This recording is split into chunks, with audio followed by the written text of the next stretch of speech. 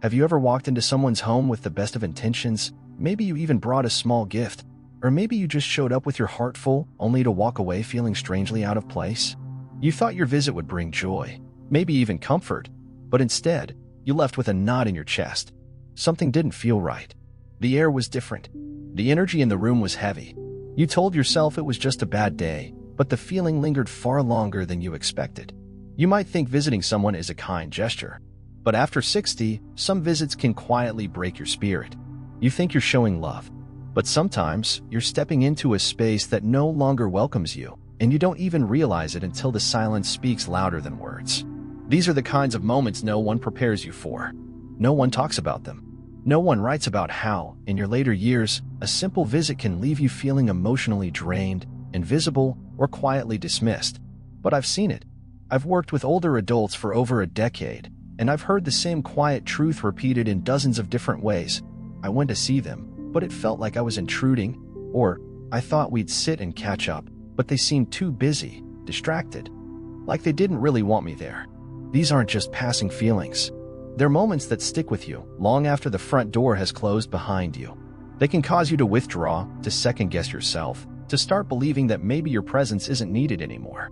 And let me tell you, those emotions, shame, loneliness, rejection, can take a real toll on your health. In seniors, emotional stress isn't just in the mind. It manifests in the body. Elevated blood pressure, loss of appetite, poor sleep quality, worsened joint pain, even immune suppression. That's why, as you age, protecting your peace becomes not just an emotional decision, but a medical one. We were raised to believe that showing up unannounced, especially to old friends or family, is a mark of love. That dropping in unexpectedly shows how close you are. That frequent visits keep bonds strong. But the truth? Especially in later life, when routines matter more, when energy is limited, when emotional sensitivity is higher, love sometimes means not going. It means thinking twice before ringing that doorbell. Because not every door you once walked through still leads to warmth. And not every person who once welcomed you is in the same place now, mentally or emotionally. You see, aging changes everyone. Not just physically, but relationally. The people who once laughed with you for hours may now be dealing with chronic fatigue, caregiving burnout, or even depression. Their needs have changed. Their bandwidth has changed. And that's okay. But what's not okay is forcing ourselves into spaces where we're no longer seen, heard, or appreciated, just because we used to. There's a common trap in aging. We try to keep things the same. The same habits, the same relationships, the same rituals. But sometimes, holding on becomes more harmful than letting go. And nowhere is that clearer than when we walk into the wrong house at the wrong time for the wrong reasons. So today, I want to talk to you about something few people discuss openly. The kinds of people whose homes you should stop visiting, no matter how free you are, no matter how kind your intentions may be. And no, this isn't about cutting people off. It's not about bitterness. It's about wisdom. It's about recognizing that in this season of life, your time and emotional energy are your most valuable currencies. You can't afford to waste them in spaces that drain you. You shouldn't feel guilty for choosing peace over politeness. You shouldn't apologize for stepping away from places where your presence is no longer celebrated. Think about this. Would you enter a room filled with smoke just because someone you love is in there? Or would you wait until the air is safe to breathe? The same goes for emotional environments. If a home feels heavy, cold, or performative, if you leave feeling worse than when you arrived, then you owe it to yourself to ask, why do I keep going? If that question hits home, I want to invite you to do something right now. Drop a comment below and write, I understand. Let's be honest with each other. Let's create a space where these truths can be spoken out loud, without shame. You are not alone in feeling these things. And your story matters.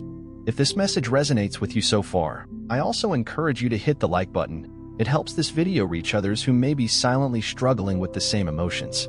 And if you haven't already, make sure to subscribe to the channel and turn on the notification bell so you don't miss the next parts of this series. I'll be sharing practical insights and real-life lessons to help you age with clarity, dignity, and emotional strength. Now, I know this might feel a bit heavy, but trust me, what's coming next may surprise you. Because in the next few minutes, we'll begin with the first type of home you may want to avoid. And no, it's not the house of a stranger or a distant relative.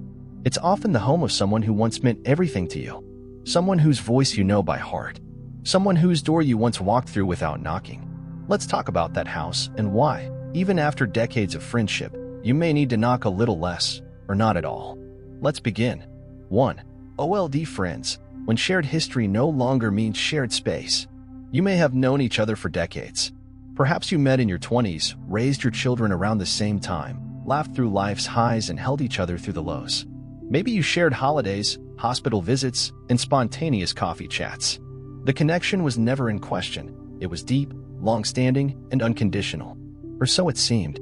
But then one day, you showed up at your old friend's house like you've done for years, and something felt off. The hug wasn't quite as warm. The conversation didn't flow as easily. There was a look on their face, a subtle one, but unmistakable. You weren't sure if they were tired, annoyed, or just distracted, but you felt it. The warmth was gone, and in its place, something else, a polite presence and a quiet wish that you hadn't come. You left earlier than usual, and on the walk back to your car, a quiet thought crept in. Maybe I shouldn't have visited today.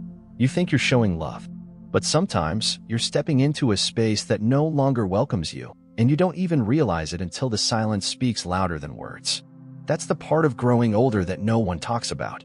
That friendships, even the most sacred, deeply rooted ones, don't always age the way we imagine.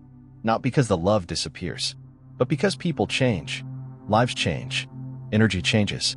And if we don't change with it, we find ourselves lost in memories that no longer match reality. You see, when we were younger, friendship was simple. It meant dropping by without calling, spending hours reminiscing, laughing until our stomachs hurt. We didn't need appointments or permission. But after 60, everything shifts. Time becomes more precious. Energy becomes more limited. And most of all, peace becomes non-negotiable. I've worked with seniors for over 10 years, and I've seen it again and again. A single unexpected visit can throw someone off for days. It's not about being rude or unfriendly, it's about emotional capacity. A visit, no matter how well-intentioned, can feel like a disruption when someone's physical or emotional health is delicate. Let me share with you a story I've seen many times, and I'll tell it through two women I'll call Jennifer and Kate. They were inseparable for over 3 decades. They'd survived breast cancer together, buried parents together, and raised their grandchildren side by side. Jennifer was always the spontaneous one. She'd pop in with baked goods or little surprises, and Kate always welcomed her with open arms. But recently, Kate had been struggling. Her husband had begun showing signs of dementia. Her sleep was fractured. Her mornings were filled with caregiving and her afternoons were her only moments of rest. One day, Jennifer showed up as she always did, smiling with a basket of muffins. But when Kate opened the door, something changed. Her face smiled, but her eyes said something else. Not today. The conversation was strained. Kate checked the clock. There was no offer of tea, no second cup, no laughter. Jennifer sat there, trying to hold on to the version of their friendship she'd known for 30 years, but it wasn't there anymore. And as she drove home, tears came to her eyes. Not because Kate had been unkind, but because she had realized something that no one had warned her about. Shared history doesn't guarantee shared space. There's a science to this too. As we age, our brains become more sensitive to stimulation. Emotional overwhelm triggers cortisol, a stress hormone that leads to fatigue, anxiety, and even spikes in blood pressure. The nervous system in older adults takes longer to recover. So when someone shows up unannounced, it doesn't matter if they bring love or muffins, the body reacts with stress if it's unprepared. That's why so many seniors tell me in quiet, private conversations, I love my friend, but I just can't handle surprise visits anymore. And they feel guilty about it.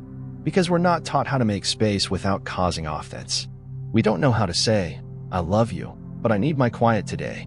So what do? How do we honor decades of friendship without crossing emotional boundaries that have silently shifted? The answer is both simple and powerful. We pause. We check in. We send a text or make a quick call. Would this be a good time? And that small moment of respect becomes a doorway to deeper connection. When you give someone space to prepare, you allow them to show up for you fully, not out of obligation, but from a place of readiness. And ironically, those relationships become stronger. Jennifer eventually learned this. She stopped dropping in and started inviting Kate out instead, once a week at their favorite cafe. There, with no pressure, no intrusion, they laughed again. The tea flowed, and the friendship found a new rhythm. That's the thing we forget. Friendships are living things. They grow, they stretch, and sometimes they need to be repotted to survive. As a specialist in senior wellness, I've learned that the most fulfilling relationships in later life aren't the ones that resist change, but the ones that adapt with grace. The ones that evolve from daily check-ins to quiet mutual understanding. From spontaneous drop-bys to scheduled, meaningful meetups. From physical closeness to emotional attentiveness. If you've ever been in Jennifer's shoes, leaving a visit wondering if you misread the room, please know you're not alone. And if you've ever been in Kate's position, smiling at the door while your chest tightens inside, know that your need for space is valid. This isn't about cutting people off. It's about evolving how we connect. Because in this stage of life, protecting your peace is no longer a luxury. It's a necessity. You've given so much of your energy away throughout your life. Now is the time to be intentional about where that energy goes. You don't owe your presence to any place that doesn't feel emotionally safe anymore. You've earned the right to ask, is this a space where I feel respected, recharged, and received? And if the answer is no, step back with love, not resentment. Let the relationship breathe. You may find that when both people are ready, they'll come back to each other in a better way. If this resonates with you, if you've ever felt that awkward pause, that subtle sense of no longer fitting into a place that once felt like home, I invite you to drop a comment below. Just write, I've been there. Let's build a space where we can normalize these feelings without shame, where we can speak openly about the quiet shifts in long-term friendships. And while you're here, I encourage you to like this video and subscribe if you haven't yet. Your support helps more people find these messages, and it helps me continue to share truths that so often go unspoken. Now that we've talked about the homes of old friends, the ones that once welcomed you without knocking, but now ask for something more sacred, space, it's time to talk about the next kind of home. Because if friendship can shift in silence, family can shift with guilt. And the next part may challenge what you've believed all your life, that visiting family more often means more love. But what if that love starts feeling like an obligation? Let's talk about that next.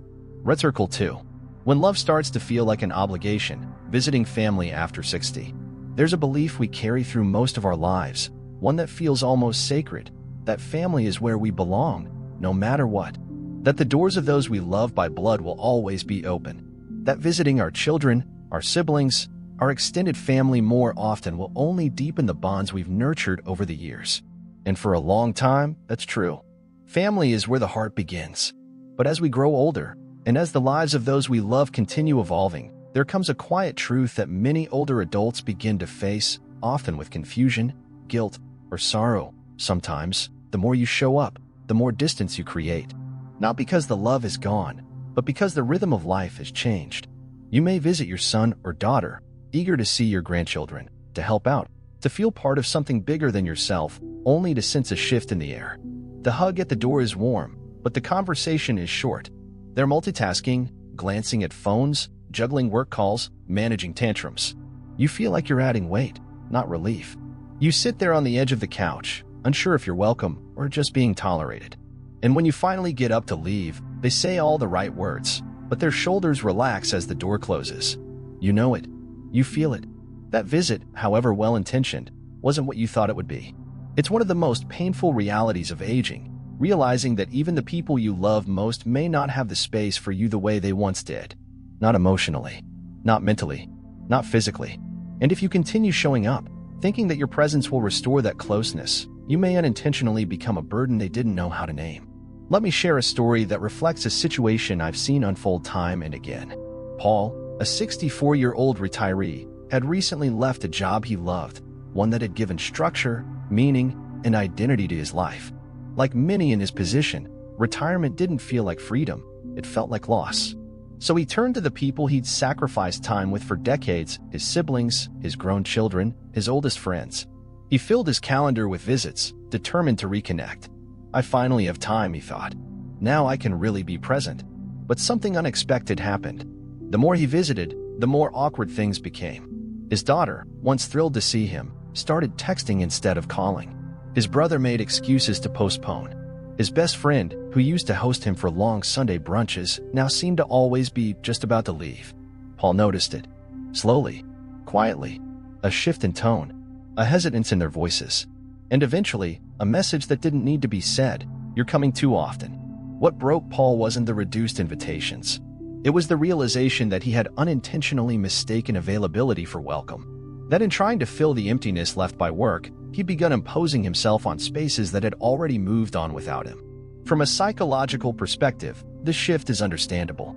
Adult children and siblings are often caught in the middle of raising families, managing careers, and trying to preserve their own limited energy. Visits, though well-meaning, can feel like one more thing to manage. And unless boundaries are clearly communicated, which most people struggle to do, we end up with tension masked as politeness. The house is tidy, the food is offered, the smiles are there, but behind it all, there's fatigue, there's overwhelm, there's emotional withdrawal. And if you're sensitive enough, you'll feel it in every pause between sentences. As a professional in senior health and emotional wellness, I often counsel older adults who face this exact situation. They come in feeling rejected, but unsure why. They say things like, "I thought we were close," or "We used to talk every day, and now I feel like I'm interrupting their life." And here's what I tell them. Your presence is not the problem, your assumption is. In other words, just because you now have more time doesn't mean others do. And just because you want deeper connection doesn't mean others are emotionally available. That's not a reflection of your worth. It's a reflection of timing, of boundaries, of life's natural evolution. Let's return to Paul. After one particularly difficult afternoon where he showed up unannounced and was met with barely masked discomfort from his son, Paul did something different. He stopped visiting. He stopped filling the void with people who couldn't meet him there. And instead, he began exploring spaces where he was welcome, not just out of obligation, but out of desire. He joined a local book club, volunteered at a senior center, reconnected with an old high school friend who had also just retired. And slowly, the emptiness began to ease, not because his family changed, but because he changed how he sought connection. You see, as we age, we must shift from pursuing proximity to pursuing peace. The people who love you will always love you, but that doesn't mean they're always ready to receive you. And your role in their life may need to evolve, not to something lesser, but to something wiser. Instead of dropping by unannounced, send a text. "Would you like a visit this weekend? Or is next week better?" Instead of interpreting fewer invitations as rejection, understand them as space for life to breathe. Here's something you may not hear often, but need to. You don't have to be present to be meaningful. You don't have to show up constantly to be deeply loved. Some of the strongest family connections I've seen are the ones built on respectful distance, thoughtful timing, and mutual understanding. Because when visits are rare, but wanted, they become sacred. They're filled with presence, with energy, with warmth. But when visits become frequent and expected, they often become rituals stripped of joy. If you felt that subtle sadness after leaving a family member's home, if you've asked yourself, "Why do I feel lonelier after being with them?" then maybe it's time to step back. Not as punishment, not in anger, but in wisdom. You deserve to be welcomed, not endured. And to the older adult reading this who feels like they're slowly fading from their family's life, I want to say this gently but clearly. Your value is not determined by how often your children or siblings see you. It is determined by how well you honor yourself, your peace, and your energy. If this part of the video touches you, please don't let it pass in silence. Drop a comment below with the words, "I understand." Let others know they're not alone. Share your story, because every time someone speaks their truth, someone else feels less invisible. And if you haven't already, please take a second to like this video, subscribe for more heartfelt conversations like this, and share it with a friend who may be quietly experiencing the same shift in their family dynamic. So, we've talked about friends, and now family, but what about the relationships you thought would never change? The ones born not just of blood or time, but of shared childhoods and parallel journeys? I'm talking about your siblings. If you think that bond is immune to distance, you may want to stay with me for the next part, because what we're about to explore might shift the way you view even the closest connections. Let's continue. Red Circle 3. Still family, just not the same. When sibling bonds quietly change, there's a unique comfort in sibling relationships, a quiet certainty that no matter how far life pulls you apart, those shared childhood memories will always keep you close. After all, your siblings are the ones who saw you at your most unfiltered self. They knew you when you were 10, barefoot in the backyard. They were there for your first heartbreak, your biggest dreams, your worst mistakes. And because of that history, it's easy to believe that bond will never fade. That you can always call, always visit, always show up unannounced, because we're family. But aging, as it tends to do, has a way of gently unraveling even the tightest threads if we're not paying attention. At first, the change is subtle. A phone call goes unanswered. A text takes longer to get a reply. You show up at your sister's house with the same warmth you always had, but she seems distracted, preoccupied, not quite present. You chalk it up to stress. You tell yourself it's just a phase. But over time, it becomes harder to ignore the truth. Something has shifted. What once felt like a homecoming now feels like walking into someone else's space. Not because the love is gone, but because your roles have evolved and no one knew how to talk about it. Let me tell you a story.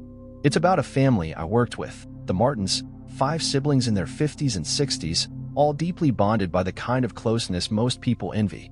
They had always celebrated every birthday, every holiday, every Sunday dinner together. The eldest sister, Sarah, was the glue. She organized every gathering, made sure everyone showed up, kept the family group chat alive. She did it out of love, because family mattered to her more than anything. But after their parents passed away, something changed. The dinners felt different. The laughter was more distant. People began to cancel last minute. Sarah started feeling like she was dragging everyone into something they no longer enjoyed. And one day, while setting the table for a dinner that only 2 siblings showed up to, she sat down and cried. Not because they didn't love her, but because the weight of maintaining the illusion of closeness had become too heavy. She later told me something I never forgot. I was trying so hard to keep us together, I didn't realize I was exhausting myself in the process. That statement echoes a truth many seniors face, but rarely speak aloud. We expect sibling relationships to be effortless because of the past we share. But over time, those expectations can become emotional burdens, especially when everyone is changing in different directions. The dynamics that once brought us together, shared responsibilities, mutual caregiving, emotional support, begin to shift. Maybe one sibling is dealing with chronic illness. Another is a full-time caregiver to a spouse. One moves across the country, and suddenly, the rhythm of connection becomes uneven. The person who was once your partner in crime now feels distant. The calls grow shorter. The visits feel more like obligations than reunions. As someone who has spent over a decade working with aging adults and their families, I've seen how unspoken pressure within sibling dynamics can lead to emotional burnout, resentment, and even silent estrangement. One of the most common patterns is that one sibling becomes the emotional anchor, the one who holds everything together, and over time, they begin to carry more than their share of the emotional labor. They're expected to initiate contact, organize gatherings, mediate conflict, and they do it until they no longer can. If you're reading this and you've been that sibling, the one who always reaches out first, then you know how lonely it can feel to hold up a relationship that's become lopsided. And if you've ever been the sibling who feels guilty for pulling away, know this: you're not selfish. You're human. Life changes, energy changes, capacity changes. And the bonds that survive those changes aren't the ones built on frequency, they're the ones built on mutual respect for where each person is now. Here's a gentle but necessary truth. Even in the closest families, space is sacred. Just because someone is your sibling doesn't mean they have emotional room for you at all times. And just because you were inseparable once, doesn't mean that proximity is still the healthiest form of love. I often tell older adults this. Sometimes, the most loving thing you can do for your sibling is to stop knocking on their door and start knocking on your own. What I mean is, instead of forcing closeness, create openness. Instead of clinging to the past, make peace with the present. You don't have to visit weekly to prove you care. You don't have to attend every gathering to show loyalty. You don't have to carry the full weight of keeping the family together. That's not love, that's sacrifice. And at this stage of your life, love should feel lighter, not heavier. If the phone goes quiet, it's okay. If the visits slow down, let them. If your sibling no longer shows up the way they used to, it doesn't mean they've stopped loving you. It may simply mean they're navigating their own version of aging and it looks different than yours. Instead of taking it personally, take it patiently. And most of all, take it as a cue to nurture your own emotional well-being. Because here's what I've learned. Sibling love isn't measured in time spent. It's measured in freedom given. The freedom to change. The freedom to withdraw. The freedom to reconnect when it feels right again. The families who last aren't the ones who cling. They're the ones who give each other space to grow. If this part of the video touched a chord within you, if you've ever felt tired of being the family glue, or wondered why your sibling feels more like a stranger than a friend, I'd love to hear from you.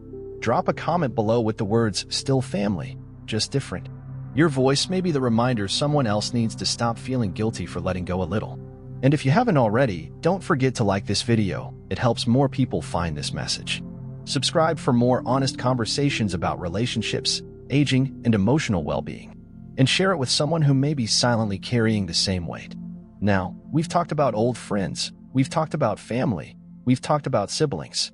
But there's one more home we need to mention, one that looks perfect on the outside, but feels uncomfortable the moment you sit down.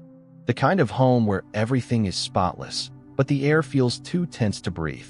In the next part, we're going to talk about overly tidy people and why visiting them may quietly chip away at your peace of mind.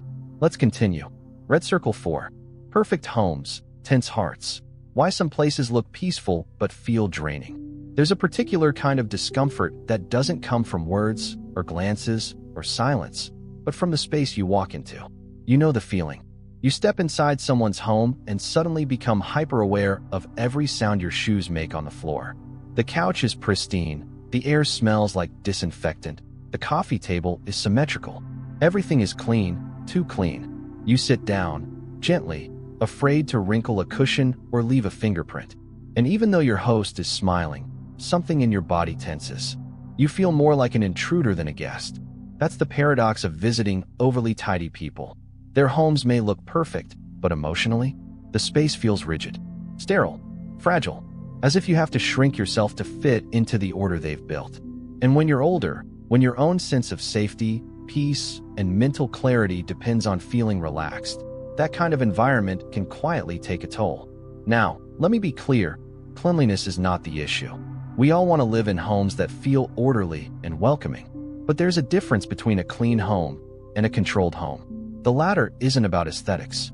It's about emotion. In my years of working with seniors, I've learned that for many people, especially as they age, control over the home environment becomes a way of coping with the things they can't control in life.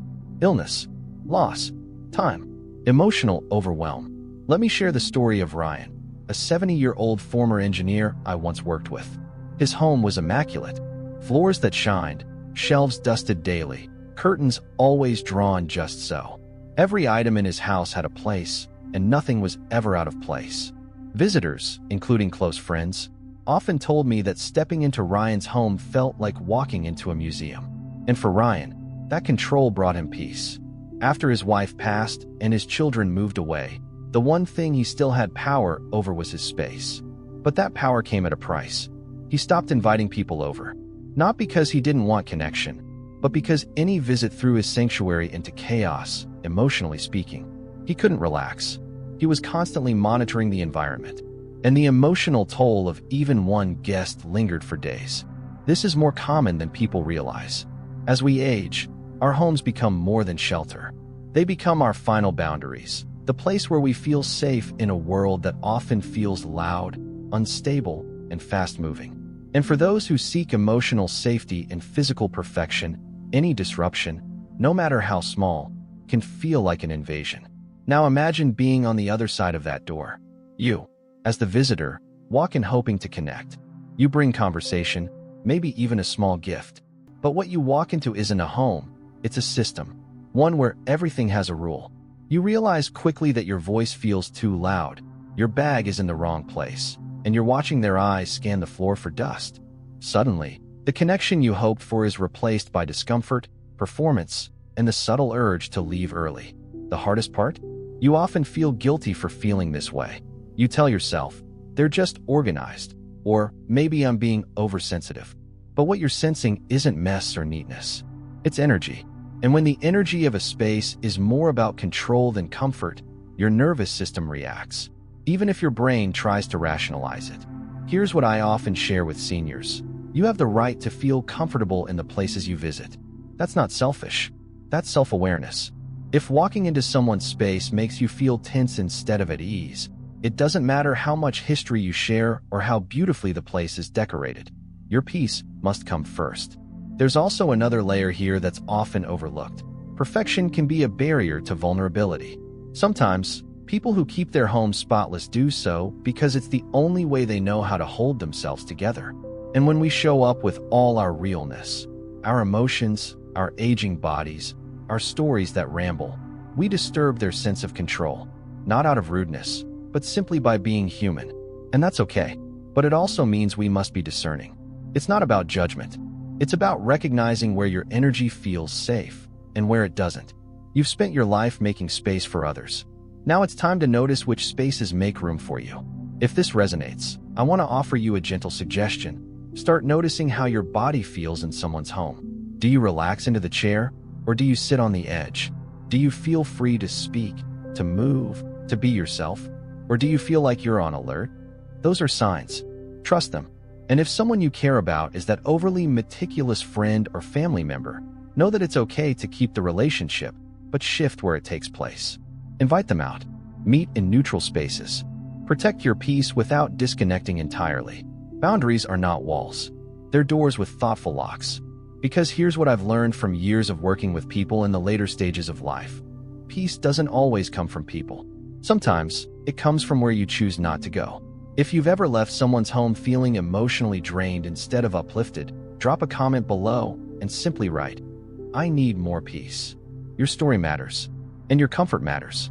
And if this video is helping you rethink the spaces and the people you allow into your life, don't forget to like it, subscribe for more grounded conversations like this, and share it with a friend who may need this gentle reminder too. Because now, it's time for the final message. One that isn't about who you visit, but about what you carry with you when you do. In the next and last part of this video, we're going to talk about what all these stories really mean, about how boundaries, emotional safety, and selective connection aren't signs of weakness, but the highest form of self-respect in aging. Let's finish this journey together. So now, you've heard the stories about friendships that quietly shifted, family visits that began to feel like duties, sibling bonds that stretched under the weight of unspoken expectations, and homes that looked peaceful but felt emotionally tight. You've likely seen yourself in at least one of those moments, and perhaps more than once, you've walked away from someone's home carrying an invisible weight on your shoulders, not because of what was said, but because of what was felt. And this is where everything comes together.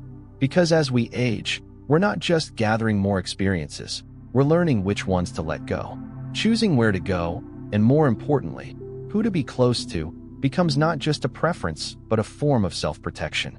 It's wisdom, it's maturity, and it's freedom. There's something quietly powerful about reaching a point in life where you no longer force your presence into places that don't feel right, where you no longer stay in conversations that drain you, or attend gatherings out of guilt instead of joy. At this stage, peace becomes your most valuable currency, and your energy, once so freely given, now deserves a filter. You don't owe explanations for needing space. You don't have to apologize for taking longer to return a call or choosing to spend more time with yourself. These aren't signs of coldness or detachment. They are signs that you've finally learned to honor what your body, your heart, and your spirit have been trying to tell you. I need more peace. Over the years, I've witnessed many older adults walk through this exact transition, from saying yes out of habit to saying no out of clarity, from showing up everywhere to showing up only where they're truly seen, from needing to be understood to simply needing to be okay with their own boundaries. And do you know what happens when they do? They begin to soften, to breathe, to glow. Their relationships grow deeper, not wider. Their homes become havens, not revolving doors. Their silence begins to heal them, rather than haunt them. They no longer chase validation or carry guilt for choosing themselves. They choose slower days, fewer people, and more meaningful presence. And that, right there, is not isolation, it's alignment. It's not rejection of others, it's reunion with oneself. If you've made it to the end of this video, then chances are, you're already on that journey. Maybe you've been quietly changing the way you engage with others. Maybe you've noticed that you no longer have the same emotional capacity as you once did. Maybe you've started feeling that your presence isn't received in the way it used to be, and that's okay. Because recognizing that shift and responding to it with grace is not weakness, it's strength. You are no less kind, no less loving, and no less generous for choosing peace over performance. In fact, that may be the most generous thing you've done for yourself in years. So let me say this to you clearly, with the utmost respect. You are not alone. You are not selfish. You are not pulling away. You are growing up again, just in a quieter, more intentional way this time. And if this video has touched something in you, if it has helped you name an experience, soften a guilt, or reframe a relationship, I invite you to pause and reflect. Then, when you're ready, leave a comment below and write, "I choose peace." Let those 3 words be your anchor. Let them echo through every room you walk into, every call you take, every visit you accept or decline. And if this message has resonated with you in a way that feels personal, please like this video It helps this channel reach more people who need to hear these truths.